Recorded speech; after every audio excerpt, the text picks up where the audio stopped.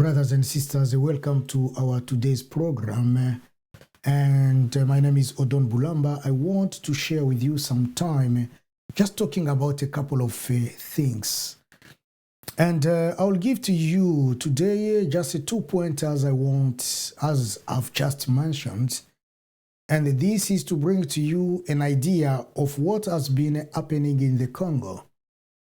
And during this talk, I want just to pin out the risk or the fear of many Congolese about the 14 Congolese authorities whom have been waiting to face some type of charges or to appear to court in a European Union where they were accused of some misconduct or some wrongdoing against the humanity. So, the question is of knowing do the sanction of those 14 Congolese still not prosecuted in our country? Are they going really to give the chance for these people to face the justice? That's a question that I ask myself. And the answer to that question, of course, it's not that easy because we cannot tell you exactly what is going to happen. But I will tell you that the International Federation of Human Rights, as well as the 3 Congolese associations like ASADO, the Lotus Group, and the League of Electors, on Friday, they asked the European Union to maintain its sanctions against the 14 Congolese personalities. Sanctions that expire on December the 12th. Indeed, not only no judicial measure was taken against them, but the majority of senior officials, of that time of Joseph Kabila, or what I'll call Kabila era, under the sanctions, remained in their posts in political or security sphere. Meaning that although they are prosecuted, so far, these same people continue to play a major role in the politics of the DRC. They occupy high ranks in the present government, and they continue to act like nothing has happened. And the new government also, of course, they continue to accept them to be there like they have done nothing. So these people have been under European sanctions since between 2016 and 2017 because of their role in killing or to prevent the holding of elections provided by the constitution of the DRC. And they did so in order to keep Joseph Kabila in power so that he could postulate again for his 3rd term. And that was beyond the legal requirement or the legal mandate of 2 terms. But the NGOs, those 3 organizations, plus the big one is the European one, human rights, they sent a communique, and in their communique they said they continue to occupy the key positions in the Congolese political and security state apparatus, while enjoying complete impunity for the serious human rights violations for which they are presumed responsible, and in the European Union has adopted restrictive measures against them. In these positions, they remain in a position to influence the political and security policies and measures taken by new authorities. Is it a guarantee of impunity or is it a threat to the future? Under these conditions, the precipitous lifting of sanctions risks being interpreted as a guarantee of widespread impunity and as an abandonment of support for the victims of the bloody political repression of the old regime. It will greatly weaken the international pressure on the current authorities to commit themselves to establishing state of law that is at last respectful of democratic values. While NGOs note with satisfaction encouraging signs such as the release of several political prisoners, they regret that many human rights violations and attacks on democratic space, including the disproportionate use of force, have continued to be committed throughout the year 2019. And this under the command or authority of some of those 14 sanctioned. As long as they have not been removed, it is feared that violence arises, especially in the next local elections. Let me talk to you a little bit for if you don't know who are those 14. Maybe you have no idea. Let me tell you who they are. Those 14, we have the first one, Kalev Mutonde. He's a deputy head of the Congolese National Intelligence Service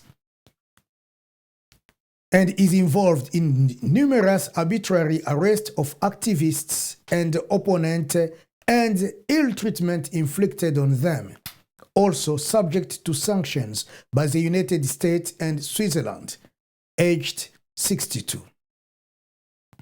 Emmanuel Ramazani Shadari, Minister of Interior until 2018, is responsible for arrest of activists and opponents, disproportionate use of force against members of the party sect Bundu dia Congo in central Congo, the repression in Kinshasa in January and February 2017, and repression in Kasai. Former candidate for the presidential election of December 2018. He is now permanent secretary of the Joseph Kabila's political party and is aged 59. General Enrique Ruhorimbere, former faithful of the Mutina Bosco Taganta, who has just been sentenced to 30 years imprisonment by the International Criminal Court, supervised the deadly military operations in Kasai during the insurgency Kamwina Sampu.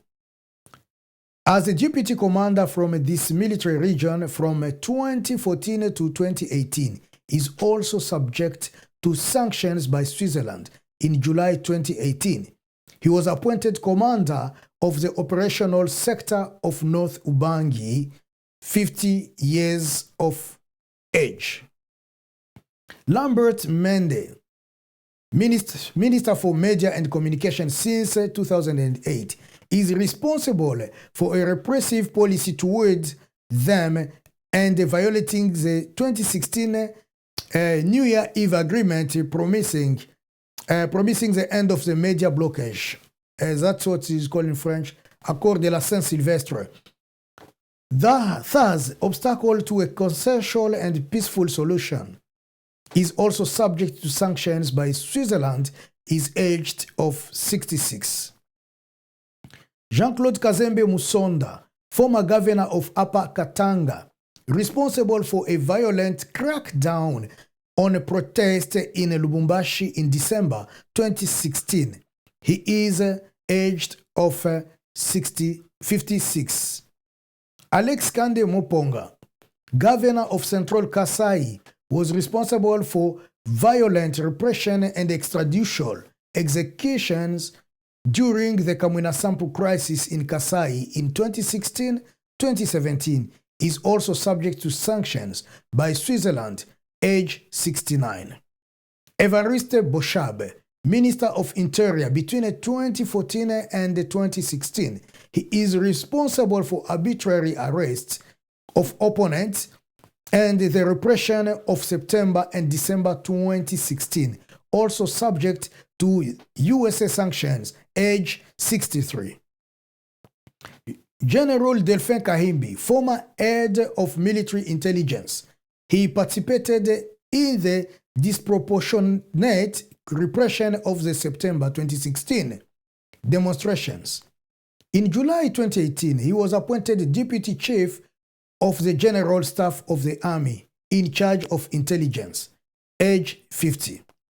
Roger Kibelisa, head of Homeland Security at the NAR, National Intelligence Agency, has participated in campaigns to intimidate opponents and thus hinder a consensual and peaceful way out of the crisis.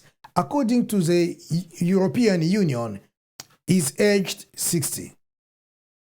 General John Numbi Banza Tambo, former Inspector General of the Police, considered by civil society as responsible of the assassination of the human rights defender Floribert Chebeya in 2010. He is involved in the violence intimidation campaign during a governor's election in 2016, also subject to the USA sanctions since July 2018. He is Inspector General of the Congolese Army, age 57. Divisional Inspector Celestine Kanyama, called the Spirit of Death, involved in a disproportionate repression of September 2016, had already performed well in Operation Likofi against banditry in 2013, which resulted in 51 summary liquidation of Human Rights Watch, is also subject to the USA sanctions, appointed in 2017 at the head of the Directorate General Schools and Training of the Police, age 59. Commissioner Ferdinand Ilunga Luyoyo, commander of the police anti-riot unit, involved in the disproportionate repression of September 2016 in Kinshasa. Since 2017, he commanded the unit in charge of the protection of institutions and high personalities. He is also subject to sanctions by Switzerland, age 64. General Gabriel Amisi Kumba, known as the Tango Fort, former commander of the Kinshasa area during the repression of the September 2016, already cited in 2010 by the UN expert as one of the main officers involved in the criminal network within the army who plunder natural resources in Kivu, also covered by the USA sanctions, appointed Deputy Chief of Staff in July 2018, making it the number 2 of the army, 55 years. And finally, General Hugh Ilunga Kampete, commander of the Republican Guard, Kabila Praetorian Guard, who repressed the protesters against Kabila's continuation in September 2016 in Kinshasa, also subject to sanctions by Switzerland, age 55. Looking on the other side, let's see now what has been happening in Beni. And many people have been talking about the situation of Beni. Many newspapers have been writing a lot of things about Beni. Many radios and TVs have been talking about the situation, the chaotic situation of the eastern part of the DRC. But let's see somehow what Marie-France Cross has said. She is from a commentator of Marie-France Cross from La Libre de Belgique. So let's see and let's find out what she wrote about this case of Beni. Terrible week once again for the Congolese. Those in Beni, north of North Kivu, in the east of the country, who are undergoing a new wave of cruel massacres attributed to the ADF Ugandan rebels, some of which would have become Islamist, and those from the rest of the republic, paralyzed by the horrifying stories of machete massacres and burned houses from Beni, and by the horrific photos of victims circulating on social networks.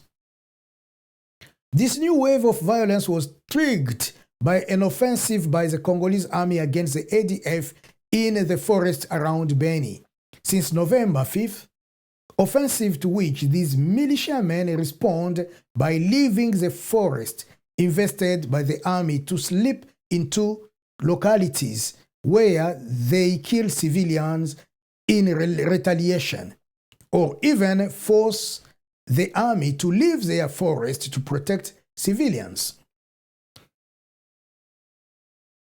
A panic is observed on the spot, where people flee their homes in the hope of protecting themselves.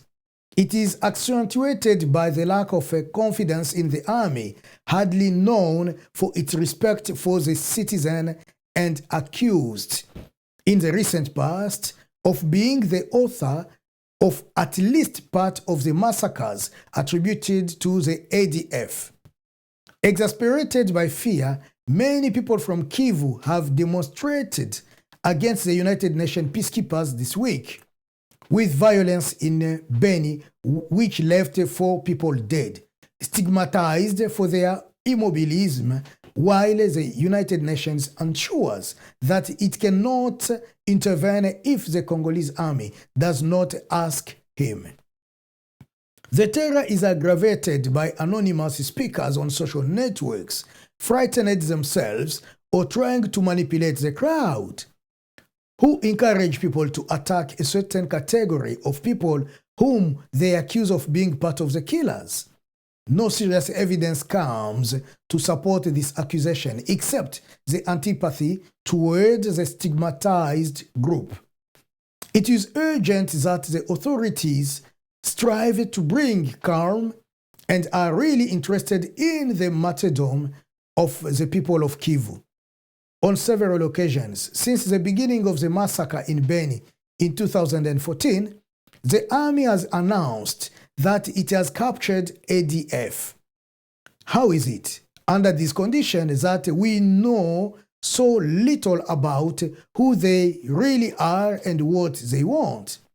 When will the President Tshilombo implement his promise to establish the headquarters of the army in Beni for the east of the country?